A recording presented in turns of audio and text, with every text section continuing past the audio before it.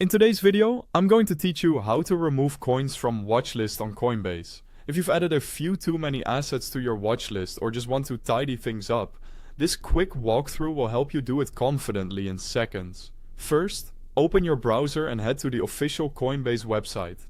Then sign into your account as you normally would. Take a moment to make sure you're on the real Coinbase site before entering your credentials. And if you use two-factor authentication, complete that as well. Once you're logged in, you're ready to go. Next, open your watchlist. You can get there from the home screen or by going to the Prices tab, depending on your layout. On desktop, you'll typically see a watchlist section on the right or near the top of the page. On the mobile app, swipe through the home screen or tap Prices to find it. Your watchlist is simply a collection of assets you've starred to keep an eye on, so everything there has that star icon toggled on.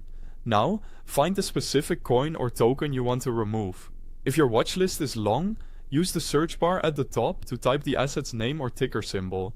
This helps you get to the right coin faster and avoids accidentally clicking the wrong one. Once you've located it, you're just one click away from cleaning up your list. To remove the coin, click or tap the star icon next to the asset's name. When the star unhighlights or becomes an outline, that asset is instantly removed from your watchlist. There's no extra save button or confirmation needed. If you're on desktop and don't see the change right away, a quick refresh will reflect the update. And don't worry, removing something from your watchlist does not sell, trade, or affect your holdings in any way. It simply stops showing that asset in your curated list. Quick note before we wrap up, I've placed the official Coinbase website link and the app download links right at the top of the description, so you can go directly there if you need to log in on web or install the app on your phone. If you ever change your mind, you can add the asset back by visiting its page and clicking the same star icon again. The watchlist is meant to be flexible, so feel free to adjust it as your interests evolve.